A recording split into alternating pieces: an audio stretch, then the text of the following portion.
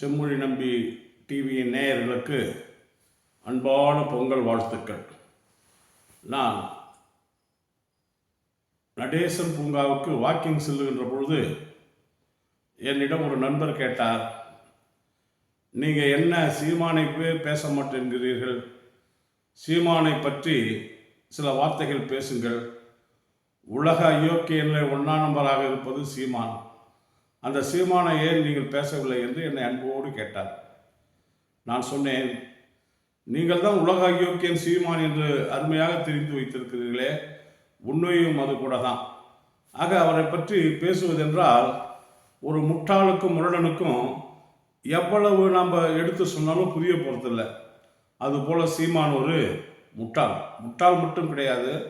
அவருடைய ஒரே குறிக்கோள் பணம் குத்தி பறவையாக அவர் பறந்து வந்து கொண்டிருக்கின்றார். இன்றைக்கு அப்படியே வானிலை பறந்து கொண்டிருக்கின்ற பருந்து கீழே என்ன நடக்கிறது என்பதை பார்ப்பதை போல அதே போல நம்முடைய சீமான் வானிலை பறந்து கொண்டு, அரசியல் வானிலை பறந்து கொண்டு எங்கெங்கே யாரிடம் எப்படி பணத்தை குத்தி கொண்டு போகலாம் என்ற ஒரு பார்வையிலே தான் அவர் அரசியல் செய்து கொண்டிருக்கிறார். அதனுடைய விளைவு தான் உண்மையை புரிந்து கொண்டவர்கள்.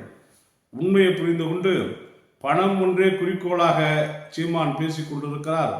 ஏதோ அவரை நம்பி நாம் எல்லாம் அரசியலுக்கு வந்து இன்றைக்கு நம் குடும்பத்தை பாவம் நிர்கதியில் நிற்க வைத்து விட்டோமே, நாம் சம்பாதித்த பணத்தை எல்லாம் சீமான் கட்சிக்காகவும் சீமானுக்கும் கொடுத்து நாம் நாரி போய்விட்டோமே என்பதை புரிந்து கொண்ட காரணத்தினால்தான் இன்றைக்கு சீமான் கட்சியை விட்டு சீமானுக்கு முக்கியமாக இருந்தவர்கள், சீமானுடைய கட்சிக்காக பாடுபட்டவர், தன்னுடைய இளைய வயதையெல்லாம் தொலைத்தவர்கள் இன்றைக்கு அந்த கட்சியை விட்டு வெளியே வந்திருக்கிறார்கள் என்று சொன்னால் அருமைக்குரிய வாசகர்களே, நண்பர்களே, நீங்கள் மறந்துவிடக்கூடாது.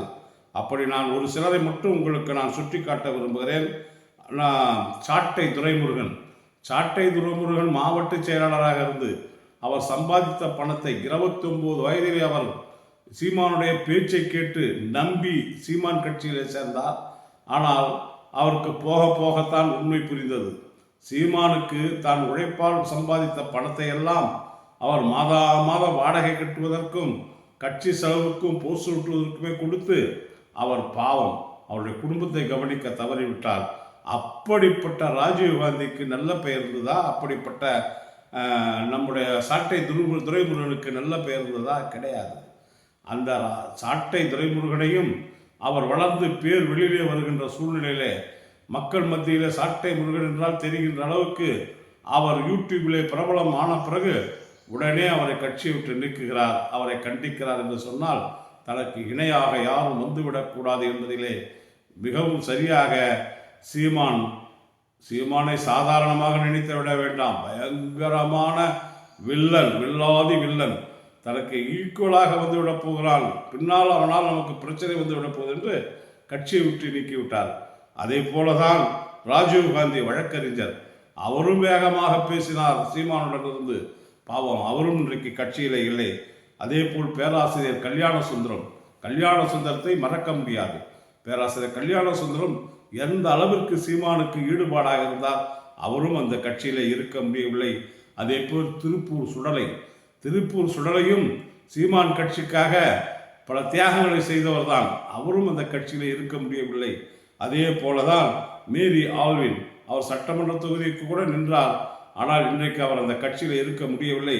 அதே போல் வெற்றி குமரன், அவரும் இன்றைக்கு அந்த கட்சியில் இருக்க முடியவில்லை என்று சொன்னால் இப்படி எண்ணற்றவர்கள் அந்த கட்சியை சீமான் ஆரம்பித்த பிறகு சீமானுடைய அந்த கருத்துக்களை பிடித்து, சீமானுடைய அந்த சித்தாந்தங்களை பிடித்து எத்தனையோ பேர் வந்து சேர்ந்தார்கள், இளைஞர்கள். பிறகுதான் தெரிந்தது தங்களுடைய இளமை காலத்தை பழி கொடுத்து விட்டோமே என்று இன்றைக்கு எல்லோரும் பறந்து போய்விட்டார்கள். சீமானிடம் இல்லை. ஆனால் இன்றைக்கு இருப்பவர்கள் யார் என்று கேட்கலாம். பதவியை வைத்துக்கொண்டு கட்டிங் போடுவதற்கும், பதவியை வைத்துக்கொண்டு ஒரு லெட்டர் பேடை போட்டுக்கொண்டு யாரையாவது மிரட்டுவதற்கும் அவர்கள்தான் இன்றைக்கு சீமானிடம் ஒட்டி கொண்டு இருக்கிறார்களே தவிர, அவர்கள் கூட உண்மை நிலைமை தெரிந்து விட்டால் நிச்சயமாக அவர்களும் டிக்கெட் வாங்கி கொள்வார்கள் என்பதை சீமான் புரிந்து கொள்ள வேண்டும். சீமான், நீ என்ன பெரிய சீமானா? எனக்கு தெரியாது. நீ எப்படி ஜெயலலிதாவிடம் பேசினாய், எப்படியெல்லாம் சசிகலாவிடம் பேசினாய், ஜெயலலிதாவிடம் பேசுகின்ற போது பொட்டி பாம்பாக உட்கார்ந்து கொண்டிருந்து பொட்டி பொட்டியாக பணம் வாங்கியதை இந்த நாடு மறக்காது, எங்களுக்கெல்லாம் தெரியாது என்று நினைக்க வேண்டாம். நீங்கள் அன்றைக்கு திமுகவை தோற்கடிக்க வேண்டும் என்ற காரணத்தினால் அன்றைக்கு நீங்கள் பணத்தை வாங்கி கொண்டு ஈழத்து சொந்தங்கள், என் சொந்தங்கள், பிரபாகரன் என்றெல்லாம் உன்னுடைய அரசியலுக்கு அவரை பயன்படுத்தி திமுகவுக்கு எங்கே தமிழருடைய வாக்குகள் விழுந்துவிடப் போகிறது, தமிழ் உணர்வுள்ளவர்கள் வாக்குகள் விழுந்துவிடப் போகிறது என்பதனால் ஜெயலலிதாவுடைய எதிர்ப்பு ஓட்டு எங்கே திமுகவுக்கு போய்விடப் போகிறது என்று பயந்து நீங்கள் தமிழ் உணர்வுடைய பேசுவதைப் போல பேசி ஜெயலலிதாவிடம் பொட்டி பொட்டி பொட்டியாக பணங்களை வாங்கி கொண்டு நீங்கள் பண்ணிய பிரச்சாரம் எங்களுக்கு தெரியாதா? நீங்கள் எத்தனை பேர் தேர்தலில் நிற்க வைக்கிறீர்கள்? நீங்கள் தேர்தலில் நிற்க வைப்பது அந்த பகுதியை சார்ந்தவர்களை நிற்க வைக்கிறீர்களா? அந்த பகுதியை சார்ந்த உன் கட்சியிலே சிரமப்பட்டவன், கட்சிக்காக உழைத்தவன் இருந்திருப்பான், ஒருத்தர் 2 பேர் இருந்திருக்கலாம். ஆனால் அவர்களை நிற்க வைக்க மாட்டாய். யார் காசு கொடுக்குறான்னு அவனை கூப்பிட்டு வந்து போட்டு, யாருக்கு நீ விசுவாசமாக காசு வாங்கி கொண்டு வேலை செய்கிறார்களோ அவர்களுக்கு நீங்கள் அவர்கள் வெற்றி பெறுவதற்கு வாய்ப்புள்ளவர்களை தான் போடுவீர்களே தவிர உங்கள் கட்சி ஜெயிக்கிறதுக்கு வாய்ப்புள்ளவர்கள் நீங்கள் போட மாட்டீங்க. உங்களுடைய வரலாறு தொட்டு தொட்டு உற்று நோக்குகின்ற பொழுது அப்படிதான் தெரிகிறது. சீமான் அவர்களே, நீங்கள் குடும்ப கட்சி என்று சொன்னீர்களே, நான் கேட்கிறேன், திமுகவை நீங்கள் பேசுவதற்கு எப்படி உங்களுக்கு வருகிறது? பொய்யான ஒரு பொருட்டை நீங்கள் அன்றைக்கு ஜெயலலிதா சசிகலா தூண்டுதலிலே அதே போன்று நீங்கள் என்னென்ன பேசினீர்கள் என்பது எங்களுக்கு தெரியும். நான் கேட்கிறேன், 2011 நீங்கள் கடலூர் தொகுதியிலே போட்டியிட்டீர்களே, பொதுவாக நீங்கள் போட்டியிட மாட்டீர்கள், மற்றவர்களை தான் போட்டியிட வைப்பீர்கள். ஆனால் கடலூர் தொகுதியிலே 2011 போட்டியிட்டீர்களே, அப்போது உங்களுடைய மாற்று வேட்பாளர் யார்? உங்கள் கட்சிக்காரனை போட்டீங்களா? உங்கள் கட்சியில் இருக்கிற நிர்வாகிகள் யாராவது போட்டீங்களா? இல்லை கட்சியில் உறுப்பினராக இருக்கணும்னு ஒருத்தர் போட்டீங்களா? இல்லை உங்கள் கட்சி அனுதாபியை போட்டீங்களா? இல்லையே. 2011 நீங்கள் கடலூரில் நிற்கிறப்போ உங்களுடைய மாற்று வேட்பாளர் உங்களுடைய மனைவியை தான் போட்டீர்கள். மறுக்க முடியுமா?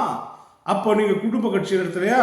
அதே போல தான் சொல்லுகிறேன், உங்களுடைய மருமகன், உங்களுடைய மனைவியினுடைய சகோதரனுக்கு நீங்கள் எம்எல்ஏ சீட்டு கொடுக்கவில்லையா?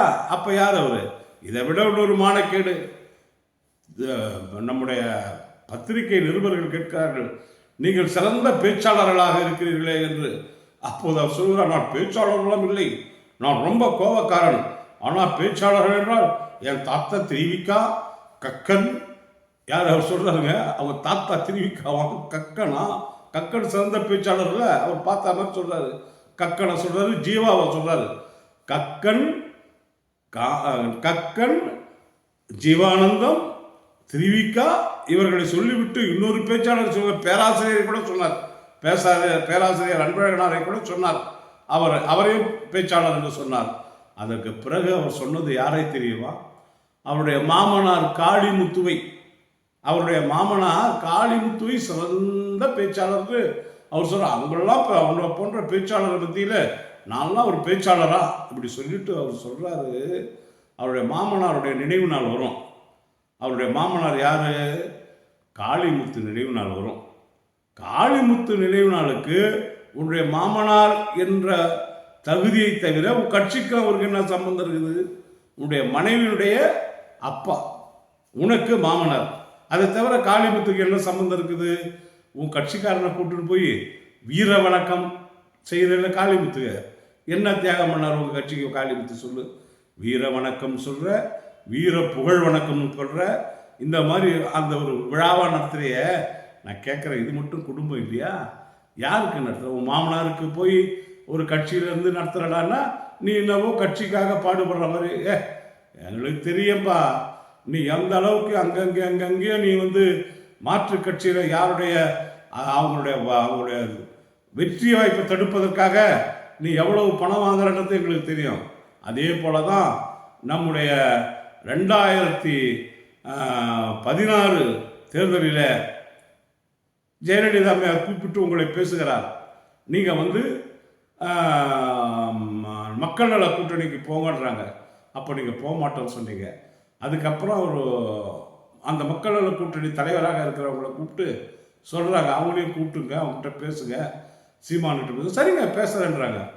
ஆனால் சீமான் என்ன சொல்லிட்டாரு, இல்லை நான் வந்து தனியாகவே போட்டி போட்டு பழகப்பட்டு போயிட்டேன், அதனால் நீங்கள் அதை பற்றி கவலைப்படாதீங்க, நான் தனியாகவே நிற்கிறேன், நான் பார்த்துக்கிறேன், ஓட்டுகள்லாம் நான் பார்த்துக்கிறேன்னு சொல்லிட்டு நீங்கள் அன்றைக்கு என்ன வாங்கினீர்கள், ஏது வாங்கினீர்கள் என்பது உங்கள் மனசாட்சிக்கு தெரியும்.